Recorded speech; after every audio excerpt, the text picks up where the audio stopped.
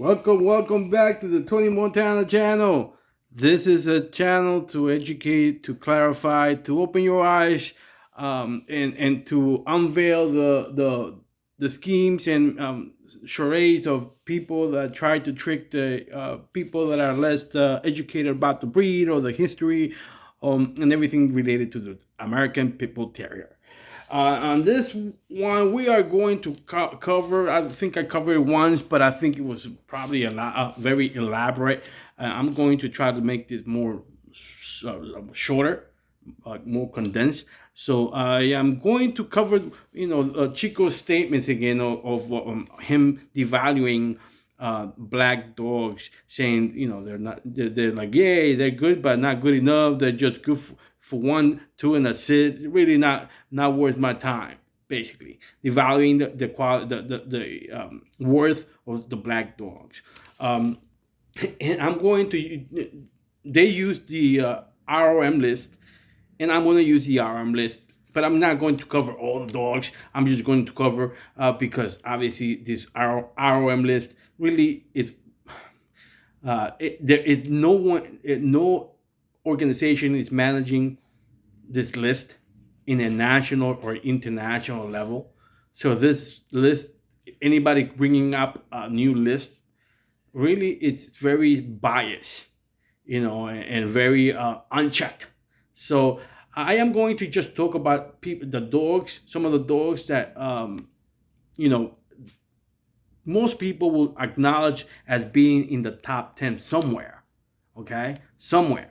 And I'm going to start with the dog that I think most people would agree that is number one or near number one, and that dog is basically a Jeep.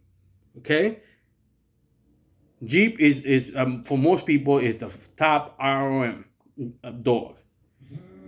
And you'll say, well, that dog is not black. Hello. Yeah, I know he's not black, but he's not red either. And that is one of the statements that Chico Lopez, and he was basically used his wife, his naive wife, that she wanted to be called Master T. I don't know if she was into rap before or she was a DJ before. I'm not sure, but Master T, I don't, or maybe because Mister T was not, not available. She said Master. So she's the one talking about this, and she just basically said that it's either black dogs or red dogs, and she forgot the buckskin, and she forgot the red dogs with the black mask. You're forgetting different colors in between. There's other colors, that other genetic variations, including the what do you call that? The brindle variety. So, but let's go back to Jeep. Jeep is, as far as I know, was a buckskin dog. And if we're looking at it on a genetic level, you know that the top side it's a black dog, 100%. Both dog parents were both black. So in any world, if both your parents are black, no matter how you look, you're black. So you look at the bottom, Honey Bunch, Jeep's dam. Whose parent was that? Bully Son was the father of Honey Bunch, or the sire, if you want to call it sire. Bully Son was black. Remember, Bully Son is siblings or little mates to Eli Jr., which both of them are, being sired by Eli. So black dogs. So in essence, genetically speaking, Jeep was 75% black or black influence. Okay, 75%. In any world, if you're 75% influenced by black anything, you're considered black. Okay, no matter if you look different. Okay, and by Chico's and his baby girl's admissions, they would never have created Jeep. Never. Jeep would not have existed in Chico's world. Okay? So let's jump to the next dog that you can talk about. And it's another dog that was agreed upon that he's in the top 10 somewhere. I would say most people would say top 5 somewhere. This dog that I'm talking about is Frisco. Frisco, as you know, is of a Chinaman, black dog, and out of China girl, inbred on Chinaman, black dog, black. So Frisco, no matter how he looks, genetically speaking, is 100% black dog influence. Okay, other black dog. Without black dogs, that dog would never existed. It would never existed in Chico Lopez world. Okay, this is logic. Chico says, "Don't listen to this guy. Don't listen to this guy. If he doesn't say merits, he's also talk about his merits. Then no, man. Listen to the logic. Look at the information. This is not of my creation. I'm just relating the facts. I'm not making anything up. This is verifiable. Chico Lopez merits, the entirety of his merits. I would say maybe 70% of it is not verifiable. At least 70%. All right. So, and like I said, I show you who I am. I don't boast. I don't sell. I am talking. I'm relaying information. But anyway, let's move on. Let's look at another dog that we consider a top 10 dog. White's Tab. Okay? White's Tab, you already know, is a Jeep dog. And you already know that Jeep is 75% black influence. Without Jeep, Tab, without Jeep, Tab would never existed. Without the black dogs, these dogs would not exist. Now we're going to jump a little bit to include some international dogs that for the most part are recognized as somewhere in the top 10 of the list. And I'm going to pick some dogs that were bred very little, according to the information I found, but seem to have produced well, high percentage. Okay, this dog has two names.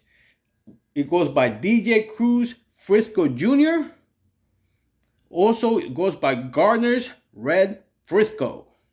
Okay, as you heard the name Frisco, this is a Frisco, a son of Frisco, which is a black dog.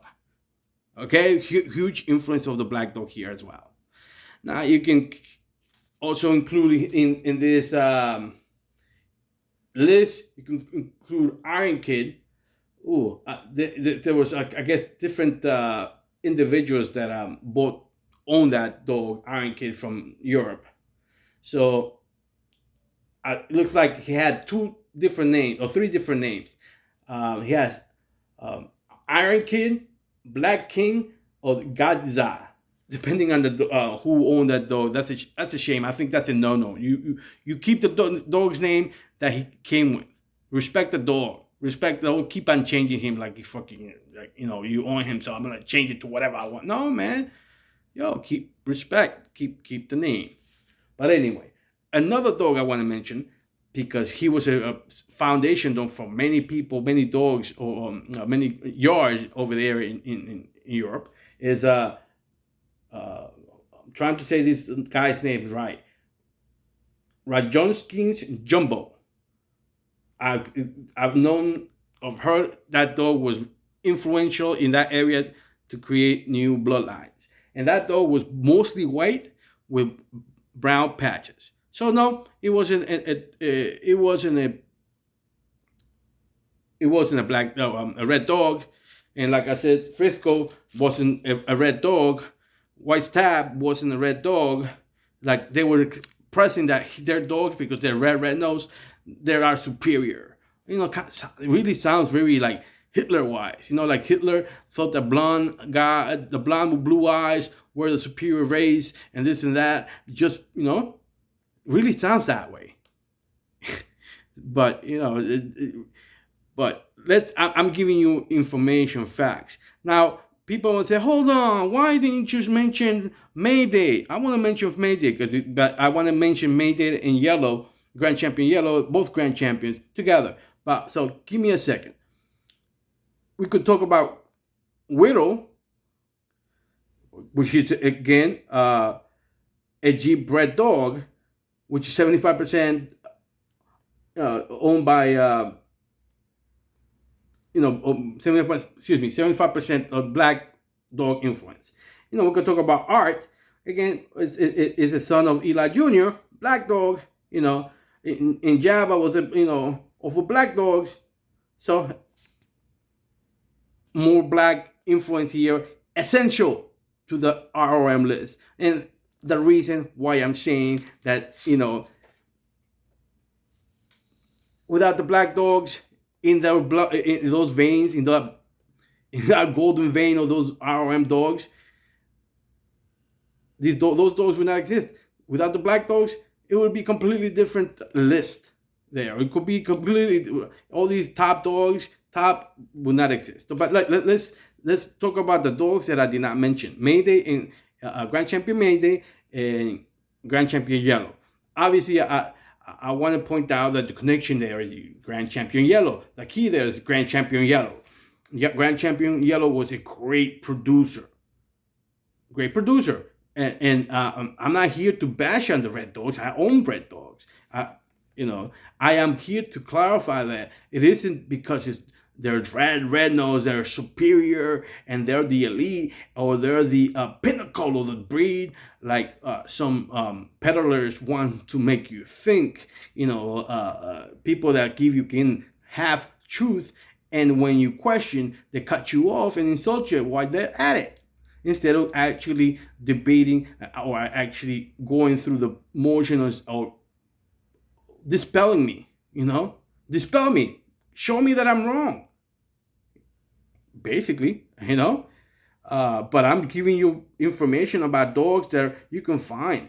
I could continue on. I could say basically Blackjack was, to many, was considered, in the top 10, which is another black dog, So I don't know why she decided to make a video of that, but because of, I did say that I have another video but it was very elaborate, and people probably got just distracted. I don't know.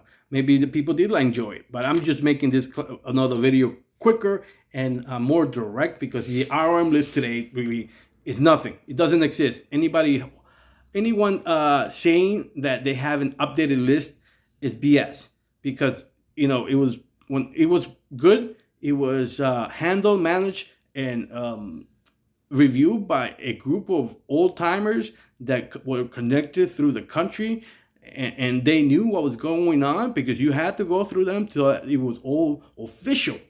Now it's all BS. It's all up to the honesty of the individual.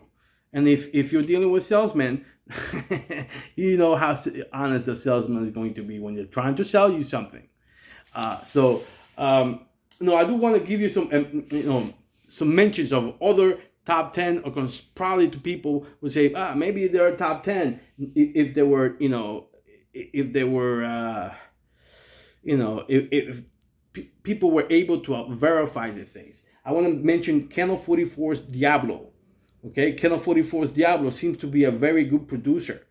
Very apparently for the amount of breedings, they produce many champions. I'm not sure, how how true those champions are, but it goes to a different debate.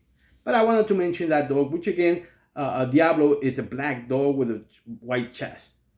Okay, so I hope you have enjoyed this video. Again, I hammer that it isn't just red dogs and black dogs. There's different other variations with red nose, red black mask, buckskin. There's different variations of it. Obviously, they got pie dogs, but don't get confused by half truth. That's all I'm saying. This is Tony Montana. Until next time.